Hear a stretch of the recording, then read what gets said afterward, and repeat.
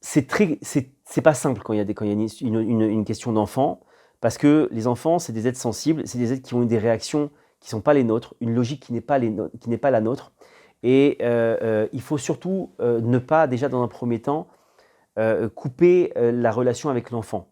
Couper la relation avec l'enfant, c'est-à-dire d'arriver comme un conquérant devant l'enfant, lui hurler dessus, l'accuser, etc. Ça ne sert à rien. Pourquoi? Parce qu'on va couper la conversation, on va couper la connexion avec l'enfant, ce qui va faire que derrière, on ne pourra pas dialoguer avec cet enfant et on ne pourra pas découvrir finalement le fin mot de l'histoire, pourquoi elle a mis en place pourquoi elle a fait ça. D'accord? Ça, c'est une première des choses. Il faut aussi en discuter à un moment donné où il y a une accalmie, il y a un moment qui est propice à la discussion. Ça peut être un repas, ça peut être... voilà, ça c'est vraiment un moment à faire. Maintenant, troisième chose, pardonnez-moi, il faut absolument s'intéresser maintenant au message qu'il y a derrière. Bon. Le message qu'il y a derrière, il est toujours, et c'est fondamental dans cette situation-là, mais dans n'importe quelle autre situation, de se poser la question, pourquoi il m'arrive ça? Pourquoi Dieu m'envoie ça? Alors, pour le coup, par exemple, on pourrait donner comme conseil à cette maman de se poser la question, est-ce qu'elle-même, elle n'a pas, entre guillemets, du vol dans sa vie? Encore une fois, le vol, il peut prendre plusieurs aspects.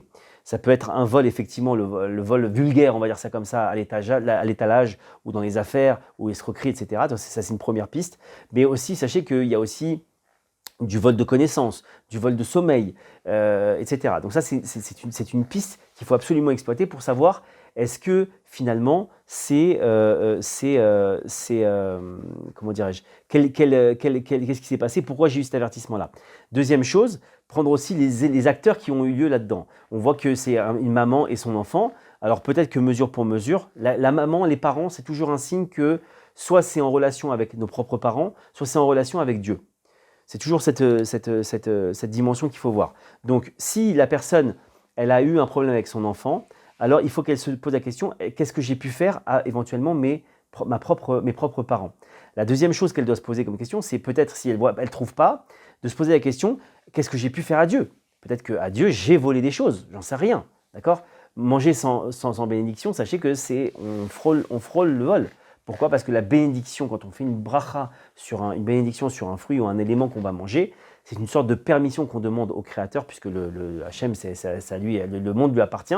Alors quand on va manger quelque chose, eh bien c'est en fait une demande une demande de permission de manger quelque chose qui appartient à Dieu. Voilà, il faut le savoir.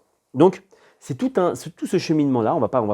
Je vais pas m'étaler trop là-dessus, mais c'est tout ce raisonnement-là que la personne doit avoir, ce recul qu'elle doit avoir, et analyser ensuite. Qu'est-ce qui se passe?